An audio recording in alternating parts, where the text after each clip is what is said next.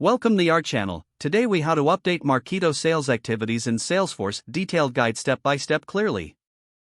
Begin by logging into your Salesforce account. Ensure you have the necessary permissions to view and edit sales activities. Navigate to the Leads or Opportunities tab, depending on where you want to update sales activities. Locate the specific lead or opportunity you wish to update.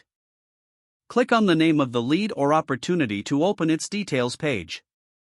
In the details page, find the activity or related section.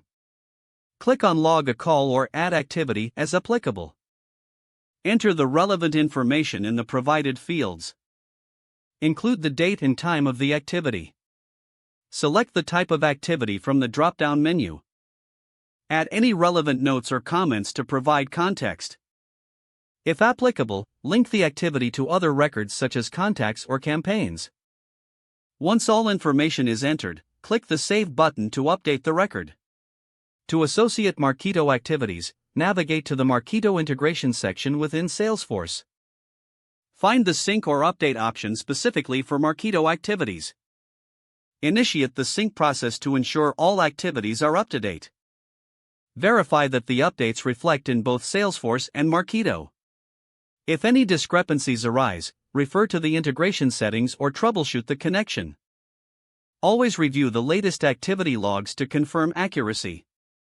Repeat this process for any additional leads or opportunities as needed. End by ensuring that all updates are accurately captured and documented.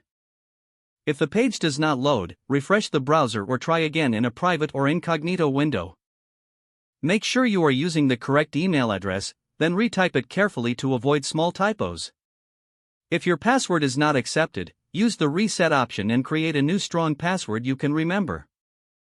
Check your spam folder for verification or security emails, then complete any requested confirmation steps. Enable two-factor authentication if available to improve account security and reduce unauthorized access risk.